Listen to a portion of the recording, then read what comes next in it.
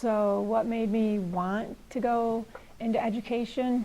I didn't want to in the beginning. I wasn't sure, but I really enjoyed coaching. So I started over to SC4 and I started taking my classes, and I said, no, this is what I want to do. I would get in my study groups and I would try to help others and others would help me.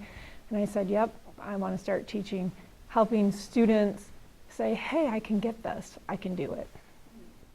After 20-some years of teaching, what inspires me are my students. My students bring me back every day. Just their lives, their smiles, their energy, what they bring to me.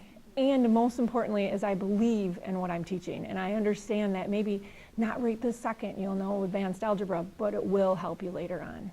Who influenced me the most? That changes in my life as I go along. In the beginning, it was my parents and their hard work and dedication and what they did for their community and their children. And I took that and said, well, what can I do for my children, my community? And then going into education, I said, I want to be the best I can for every student I have. I care. So that's what influences me the most, is that I really do care about the students and the community and what we're doing here every day at Marysville. Why do I love my job? You know, I like structure. So I like the fact that we have a time set. I can teach my students. They're always different. Things change, but you know what? This is the same as what I'm teaching, and I know that that is important. And maybe at 15 or 14 or even 16, you don't see it, but I know it'll impact you in as short as 2 or 3 years. I think my way of teaching mathematics is different from others. Is one, I'm very organized. 2, I care about every student learning. And some of these topics in advanced algebra are abstract and they are tough. So I will get right next to a student, and in the beginning I can see it. They're like, well, why is this teacher standing right next to me? Or, hey, she's helping me with my math problem right here in my face. And I push and I smile and I push and I smile, and I really think that if my students know I care, that I really want them to do the best they can, that they're going to be successful.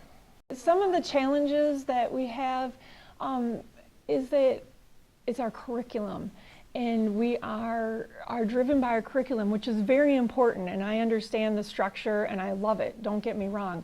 It's just that sometimes you wish you could step back and go, okay, wait a minute here. This is what we're doing and this is why we're doing it. So sometimes, and a lot of students know this, Mrs. Koglin is a taskmaster. Yeah, that's great, I'm sorry you're struggling, nope, we're moving on. And I wish from time to time I could pull that back and say, all right, let's take a few more days and learn this. So sometimes I can, but most of the time I can't. I just have more things added and more things added, and it's like, but someone's got to take something away. So that is the hardest thing to overcome, is just not enough hours in the day to really teach what I want to in depth. What I hope my students know or take away from my class is, one, that they were safe in my classroom and that they could learn. Whatever that learning curve is, they will walk away saying, hey, I know more now than I did in the beginning. And I have some different ways of learning, but most of all, Mrs. Koglin cared about me in my classroom and what I was doing. And that is always what I hope.